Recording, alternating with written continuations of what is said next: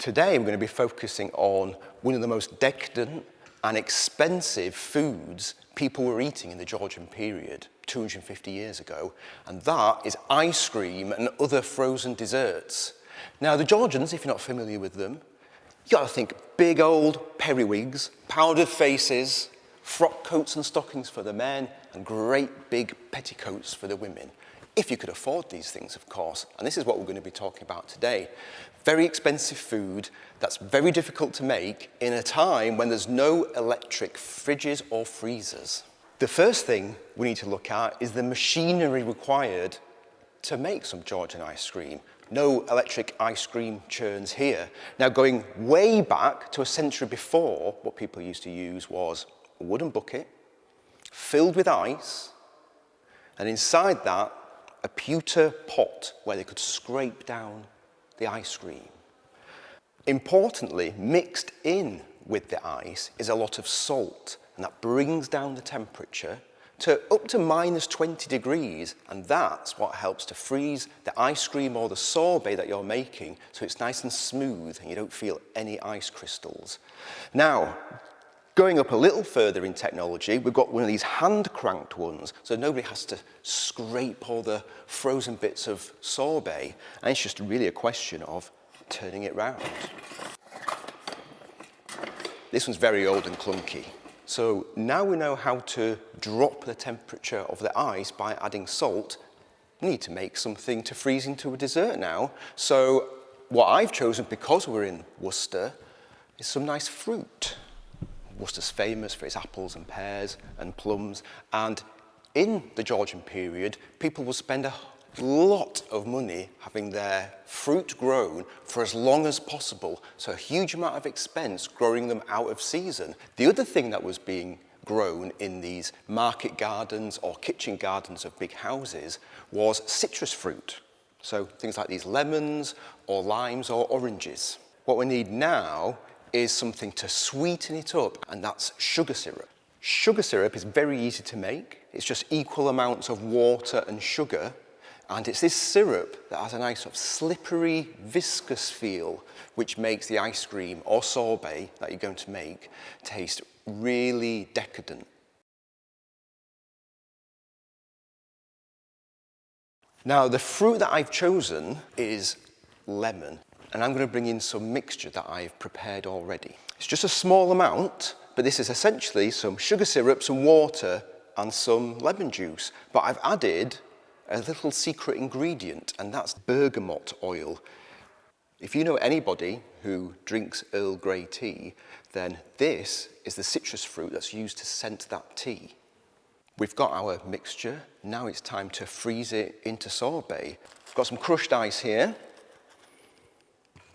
And then what you need to do is get 3 bowls, preferably metal, but it doesn't matter too much. I've got one smallish one, and then 2 larger ones.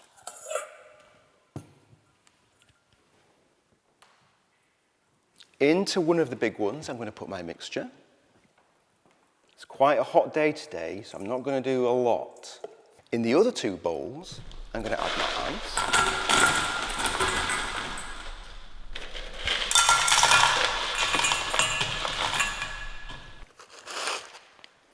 And now the magic ingredient, the salt. Be generous. It's the melting of the salt that lowers the temperature. It's an endothermic reaction. So 2 big spoonfuls of salt on each one. And sometimes when it's a hot day, you can hear them crackling and melting.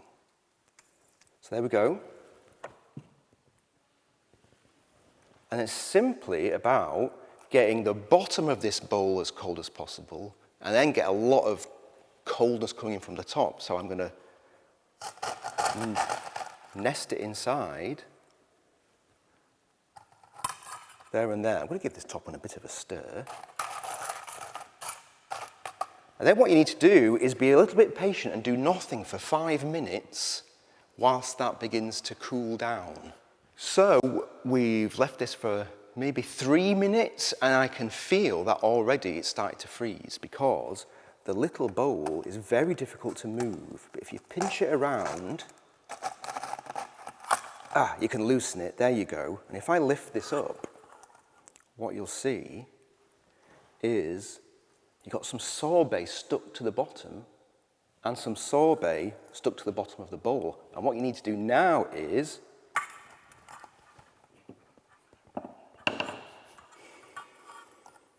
scrape off all the bits of sorbet with a spatula. Now you need to do this quite quickly because if it's a hot day, everything starts to melt. Oh, there we go, we've got it in one go. And then, a bit like trying to get all of the lumps out of a pancake batter mixture, you squish it with your spatula. Once you're happy that this is all nicely evenly mixtured, it's a bit like a slush puppy at the moment. You can pop it in and leave it for a couple of minutes. Now it's very important you don't put your spatula in the salty water because if you get any salt in your sorbet mixture, it won't freeze. So make sure you pop your spatula at the side. So we've left it maybe 3 more minutes. Let's have a look. Oh, I think we're done. I'm just going to get it all mixed in, nice and smooth. There it is. There's some Georgian bergamot water ice for you. It's very nice and soft. And it's super smooth as well. Now we need to turn this lovely sorbet into something that you can display and eat at a fancy meal. Now what we've got here are some antique moulds. This is one of my favourite ones here. It's a basket of fruit, so excellent for those different fruits I was talking about before. You can make lots of different sorbets in all the different flavours. We've got pear, plum, apple, and if you're feeling fancy, we've got a fig and some grapes. The lid comes off. You can fill the top with all your different flavours, fill in the base, and then keep that all ready to go on some ice mixed with salt until it's time to serve. Now,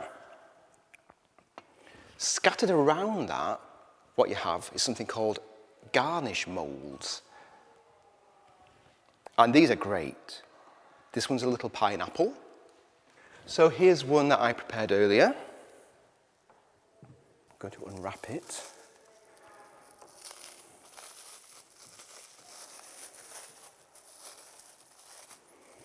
Now these are made out of pewter. They're very good conductors of heat and electricity. So hopefully what I can do is just hold it in my hands, count to 3, and that should be enough to loosen it. So let's have a go. 1, 2, 3. Then we can open it up. There we go.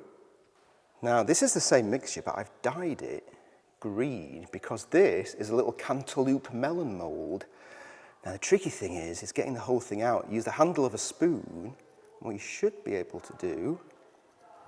Oh, there we go. We've got our little cantaloupe melon. There it is.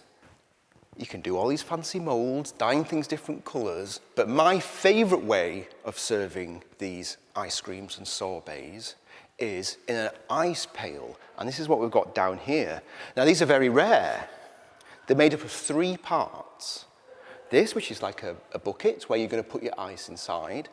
This bowl fits inside where you're going to put your ice cream mixture or sorbet mixture.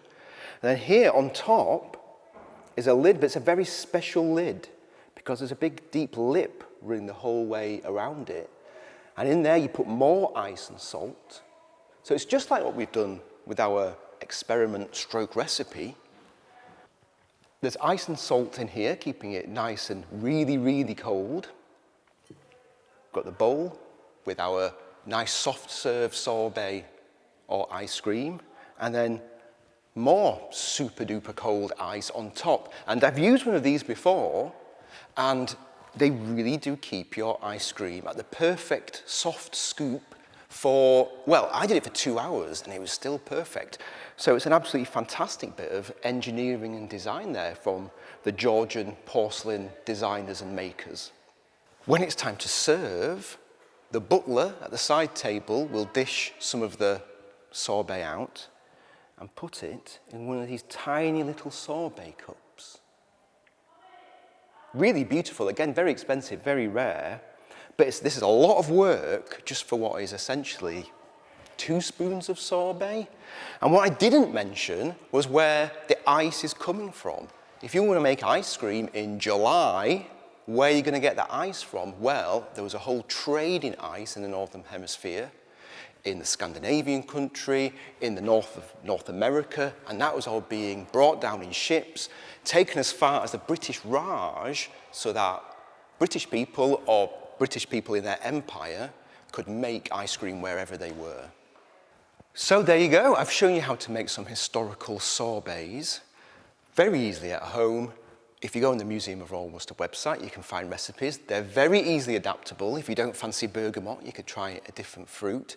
You also don't need to find antique molds. What you can do is use these nice silicone molds in the shape of different fruits that are nice and easy to pop out. Very straightforward.